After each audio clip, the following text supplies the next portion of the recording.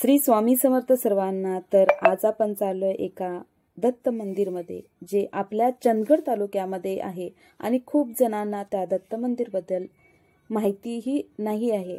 आणि या दत्त मंदिरमध्ये श्री स्वामी समर्थांच्या पादुकाही आहेत आणि तशाच इतर टोटल 5 पादुका आहेत।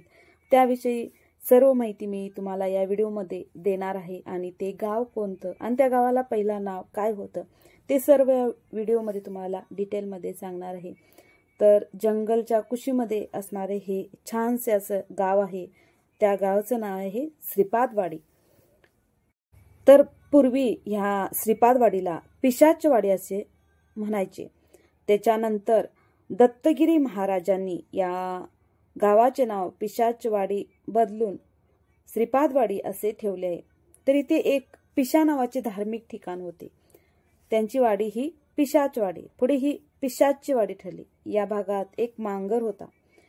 घराव्यतिरिक्त घरातले अतिरिक्त सामान सुमान ठेवण्यासाठी उभारलेली लाकडी खोली तसे त्या मांगाराचे स्वरूप होते। दत्तगिरी महाराजांचा मुक्काम येथे होता। ते कोणाच्याही घरात राहत नसत। मांगार हे कुणीही राहायचे बांधलेले ठिकाण नसते। अडगळीचे वा अभावानेच उपयोगात येणारे सामान तिथे असते, पण महाराजांनी तिथे राहणे पसंत केले। मांगार साफ केला। अक्कलकोट स्वामींनी दिलेल्या पादुकांची तिथे स्थापना केली। मांगाराचे मंदिर झाले। परिसरातलं मांगल्य रूप लाभले आणि पिशाचवाडीची श्रीपादवाडी झाली। हे दत्तगिरी महाराज हे स्वामी समर्थांचे शिष्य आहेत आणि अक्कलकोटला त्यांनी 12 वर्ष अक्कलकोटला त्यांचे वास्तव्य होते। त्यानंतर स्वामींनी त्यांना श्रीपाद वल्लभांच्या पादुका त्यांना दिल्या आणि त्यानंतर ते आपल्या चंदगड तालुक्यामध्ये येऊन इथं पिशाचवाडीमध्ये म्हणजे श्रीपादवाडीमध्ये त्यांनी येऊन आले तिथं, आणि तिथं त्यांनी त्या पादुका अक्कलकोट स्वामी म्हणजे प्रत्यक्ष परब्रह्म, त्यांच्या पादुका दत्तगिरींनी स्थापिल्या। ते स्वतः दत्तप्रसाद असल्याने त्यांनी त्या परिसराचे श्रीपादवाडी असे नामकरण केले। श्री स्वामी पादुकांच्या स्थापनेमुळे पिशाचवाडीची अवकळा जाऊन पवित्रता निर्माण झाली। सरकारी कागदपत्रात असलेली पिशाचवाडी ही नोंद प्रत्यक्ष दत्तगिरी महाराजांनी बदलून घेतली व श्रीपादवाडीला कायदेशीर मान्यताही मिळवून दिली। भविष्यकाळात स्थानावर वावरणारे लोक साधुवृत्तीचे असतील, कदाचित नसतील, पण आपल्या क्षेत्राची व्यवस्था नीट लावून दिलेली बरी याचे व्यवधान दत्तगिरी महाराजांनी पाळले। दत्तगिरी महाराजांनी पिशाचवाडीतल्या एका मांगाराचे मंदिर बनवले व ते श्री स्वामी महाराजांच्या निर्गुण पादुकांची स्थापना केली। तिथला सर्व परिसर त्यांनी मंगलमय केला। तर हे कोल्हापूर जिल्ह्यातील चंदगड तालुक्यातील श्रीपादवाडीत पूर्वी 4-5 घरे होती। श्री दत्तगिरींचे भक्त असलेल्या गरीब अशा सामंत कुटुंबियांची भरभराट मात्र श्री दत्तगिरींच्या कृपेने निश्चितपणे झाली। मुंबईमध्ये दादर पश्चिमेला रेल्वे स्थानकासमोर सामंत लोणीवाले व ठाणे डोंबिवली डेअरीवाले सामंत श्रीपादवाडीचेच। आज हे सामंतांची 5 घरे, 4 मराठ्यांची व ब्राह्मणांचे 1 घर आहे। अगदी एकीकडे असल्यामुळे या घरामध्ये जेवढी काय माणसे असतील तेवढीच या भागाची वस्ती म्हणावी लागेल। चंदगड पासून 5 किलोमीटरवर श्रीपादवाडी आहे। चंदगड ग्रामपंचायत कार्यालयाकडून 2 रस्ते फुटतात। उजव्या बाजूला रस्ता झांबरे धरण प्रकल्पाकडे जातो, तर सरळ रस्ता श्रीपादवाडीला जातो। या मार्गावर इनाम कोळिंद्रे गावानंतर श्रीपादवाडीचे मंदिर लागते। 1995 नंतर युती सरकारच्या कारकिर्दीत येथे प्रथमच रस्ता बनवण्याकडे लक्ष देण्यात आले। 135 वर्षापूर्वी येथे श्री दत्तगिरी महाराज आले तेव्हा काय अवस्था असेल याची कल्पनाच केलेली बरी।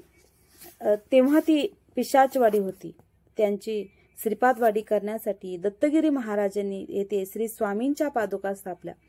निर्गुण मठाची स्थापना केली। तेथे अन्य मूर्ती नव्हती, म्हणून दत्तमूर्ती स्थापण्याचा निर्णय कालांतराने स्थानिक भक्तांनी घेतला। दत्तगिरी महाराजांनी अनेक चमत्कारही केलेत। असाच एक चमत्कार म्हणजे बेळगावचे नरहरी बाळकृष्ण पाटकर यांना एक दिवस गालगुण झाली होती आणि दत्तगिरी महाराजांनी त्यांना प्रसाद घेण्यासाठी बोलवले, पण ते पुढे येत नव्हते। त्यावेळी त्यांनी ओरडून त्यांना बोलवले। त्यावेळी त्यांच्या कानाखाली एक लावली, म्हणजे नरहरी बाळकृष्ण यांच्या कानफडीमध्ये एक मारलं आणि त्यावेळेला त्यांचे जे गालगुण उठलेले ते एका गालाचे क्षणार्धात कमी झाले. त्यानंतर त्यांनी त्यांच्या दुसऱ्या गालावरही मारले. त्यावेळी त्यांची ती दोन्ही गालगुंड होती ते कमी झाले. आणि हा एक खूप मोठा चमत्कार आहे. असेच अनेक भरपूर चमत्कार आहेत त्यांचे. आपणाला जर दत्तगिरी महाराजांचे चरित्र ऐकायचे असेल तर कमेंटमध्ये नक्की सांगा. मी त्यांची जी माहिती आहे ती मी तुमच्यापर्यंत नक्की पोहोचवण्याचा प्रयत्न करेन. तर हा आहे दत्तगिरी महाराजांचा फोटो आणि इथं आहे दत्त मूर्ती आणि त्याखाली स्वामी समर्थांनी दिलेल्या पादुका आहेत. आणि जसे स्वामी समर्थ महाराजांचे कार्य होते तसेच सेम दत्तगिरी महाराजांचे ही कार्य होते. ते आपण दुसऱ्या व्हिडिओमध्ये नक्कीच जाणून घेऊया. दत्तमूर्ती उभी षटभुज त्रैमुखी व साजरी आहे. जुन्या मंदिराचा जीर्णोद्धार 1976-77 तेव्हा मूळ घुमटी बदलायची ही योजना होती, पण त्यालाही श्रींची परवानगी मिळाली नाही. तेव्हा घुमटीच्या सभोवार प्रचंड बांधकाम करण्यात आले. संपूर्ण मंदिर 38 फूट बाय 57 फूट लांबी रुंदीचे आहे, तर 30 फूट उंचीचे आहे. मधले गर्भगृह लहानसे 6 बाय 7 फुटाचे असून त्याचे द्वार जेमतेम 5 फुटाचे आहे. गर्भगृहाच्या घुमटीसमोर दर्शन मंडपाचा थोडासा भाग आहे. गर्भगृहात मूळ स्वामी पादुकावर पूर्वी दत्तस्वरूपाचे पितळी मुखवटा ठेवण्यात येत असे. तो आता बाजूला ठेवण्यात आला आहे. श्री दत्त महाराजांच्या उजव्या हाताला अन्य 4 पादुका पूजनात आहेत. यातील एक पादुका या येथीलच हेरेगावच्या भोसले जहांगीरदार घराण्याकडे होत्या. ते दत्तगिरींना गुरुस्थानी मानत व स्वतः दत्तगिरी महाराजांनी त्या पादुका इथे आणल्या. ताम्रपर्णी नदीच्या पलीकडील बोगोली गावातूनही त्यांनी आणखीन एक पादुका आणल्या. उर्वरित 2 पादुकापैकी एक पादुका जवळच्या औदुंबराकडे होत्या, तर दुसऱ्या पादुका येथील कचरा टाकण्याच्या जागी होत्या. या सर्व पादुका श्री दत्तगिरी महाराजांनीच येथे ठेवल्या असल्याचे सांगितले जाते. या सर्व पादुका पाषाणाच्या व मुख्य श्री स्वामी पादुका ही पाषाणाच्या आहेत असे मंदिरातर्फे सांगण्यात आले. श्री स्वामींनी दत्तगिरीवर फेकून मारलेल्या मूळ पादुका लाकडी असल्याचे यापूर्वी ऐकिवात होते. हे जे गर्भगृह व घुमटी आहे ही हेरेच्या भोसले जहांगीरदारांनीच बांधून दिली होती. अत्यंत रमणीय अशा वातावरणातील हे मंदिर साधकास प्रसन्न ठरते. हे मंदिर शोधत फिरताना ज्या प्रकारच्या गच्च हिरव्या वनराईतून आपण रस्ता शोधतो त्या कोणासी असे वाटत नाही की आपण एका भव्य दिव्य मंदिरात प्रवेश करणार आहोत. परिसरात फिरताना झाडामाडाच्या ओसडातून वाहणाऱ्या निसर्ग संपन्नेत आपण हरकून जातो. प्रसंगी जवळपास अनेक साप दृष्टीस पडतात, पण ते कोणाला त्रास देत नाहीत. हा भाग असा कोकणच्या जवळचाच असल्याने आपण कोल्हापूरच्या हद्दीत आहोत हे केवळ कागदोपत्रीतच नोंदीमुळे मान्य करावे. परिसराची वा येथील माणसांची कोकणाशी अधिक जवळीक आहे. निसर्ग वनराजीने सुंदर नटलेल्या या जागेत दर गुरुवारी भजनांच्या टाळाने वातावरणात एक लयबद्धता येते. झाडामाडांची एकमेकांच्या हातावर टाळ्या देऊन श्री स्वामीरायांचा गजर उच्चखाने करावा इतकी झाडे या परिसरात आहेत. जणू दर गुरुवारी निघणाऱ्या पालखीवेळी गजरांच्या साथीला वनराईंच्या टाळ्यांचीही साथ मिळावी. मंदिराला 3 पालखी प्रदक्षिणा घालतात. पूर्वी हे स्थान असे दुर्लक्षित राहिले होते, पण आता या क्षेत्रावर भाविकांची गजबज हळूहळू वाढली आहे. पूर्वी या स्थानावर सामंत घराण्यातील पुरुष पूजा करायचे, पण अलीकडे ब्राह्मण गुरुजींची नेमणूक करण्यात आली आहे. बाहेरच्या लोकांच्या पूजा अर्चेच्या सोयीसाठी ही नेमणूक आहे. त्याप्रमाणे एक ब्राह्मण पुजारी येथील व्यवस्था पाहत असून कडक 16 ओळ्याचे पालन श्री स्वामी समर्थ महाराजांच्या पादुका व गर्भगृहाबाबत आचरणात येते. श्रीपादवाडीतील दत्तजयंतीचा उत्सव फार मोठ्या प्रमाणात पार पाडला जातो. यावेळी असंख्य दत्तभक्त लांब लांबच्या मोठ्या शहरातून हजारोंच्या संख्येने येतात. या दिवशी कीर्तन, रात्रभर भजन केले जाते. जन्मोत्सव संध्याकाळी 7 वाजता साजरा होतो. गुरुद्वादशी, गुरुपतिपदा व दत्तगिरी पुण्यतिथी, जलसमाधी प्रवेश दिन आदी उत्सवही इथे मोठ्या स्वामींचा प्रत्यक्ष निवास या मंदिरात आहे. त्यामुळे तुम्ही नक्की भेट द्या आणि त्या मंदिरामध्ये जे पूजा करतात त्यांच्या मार्फत जी माहिती मिळाली ती नक्कीच ऐका. महाराज की जय. या ठिकाणी पाहतात की त्या मूळ पादुका महाराजांनी स्थापन केल्या, म्हणजे स्थापन घराणं मूळ पुरुषाला सांगितलेल्या होत्या की पादुका इथे मिळतील औदुंबराखाली. त्या मूळ पादुका त्या मूर्तीखाली ठेवलेल्या एकदम स्वयं पादुका आहेत. त्यानंतर एक महाराजांनी हिरे, फुगुली, माळी आणि स्वामी समर्थांचा एक जोड असा अंदाज आहे. असे 4 जोड म्हणजे एकूण असे 5 जोड स्वामी दत्तगिरी महाराजांनी स्थापन केलेले आहेत. आणि ते नित्यपूजा चालू आहे.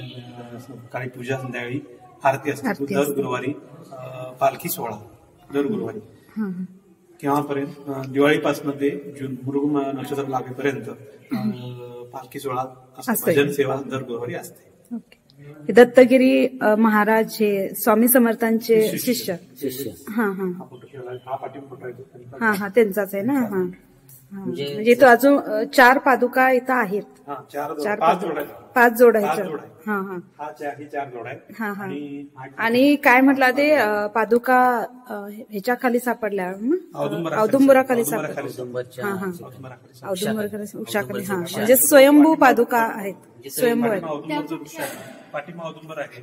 त्या औदुंबराखाली सापडल्या. दत्त महाराजांच्या मूर्तीच्या खाली पादुका आहे. पादुका दाखवा. आणि दत्तगिरी महाराजांचा जन्म हा आहे का 1300-1772 आणि 1850. तर या दत्त महाराजांच्या मूर्तीखाली तिथं फुलं दिसाले, तिथं स्वयंभू पादुका आहेत. तर आपल्या चंदगड तालुक्यातील श्रीपादवाडीची माहिती तुम्हाला कशी वाटली नक्कीच कळवा आणि जास्तीत जास्त लोकांच्यापर्यंत हा व्हिडिओ शेअर करा. त्यामुळे आपल्या चंदगड तालुक्यामधील जे लोकांना अजून माहिती नाही अशा लोकांच्यापर्यंत हा व्हिडिओ पोहोचला पाहिजेत. म्हणजेच त्यांनाही या स्वामींच्या कृपेचा लाभ घेता येईल आणि आपल्या चंदगड तालुक्यातील हे दुर्लक्षित जे मंदिर आहे त्याचीही लोकांच्यापर्यंत माहिती पोहोचेल. श्री स्वामी समर्थ. जय जय स्वामी समर्थ.